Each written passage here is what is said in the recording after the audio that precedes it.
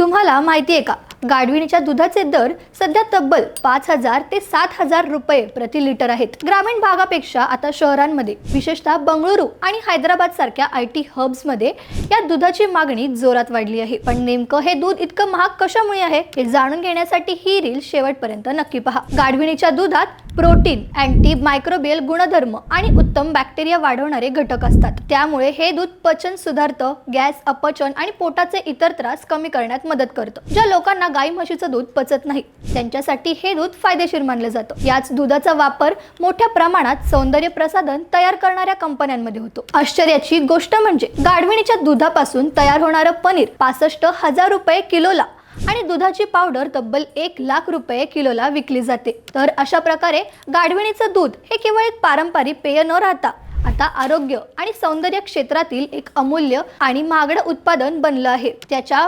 पोषणांमुळे आणि दुर्मिळतेमुळे त्याला पांढरं सोनं म्हणणं वावगं ठरणार नाही. तुम्हाला ही माहिती कशी वाटली हे आम्हाला कमेंट्समध्ये नक्की सांगा आणि अशाच वेगवेगळ्या बातम्यांसाठी थोडक्यातला फॉलो करा.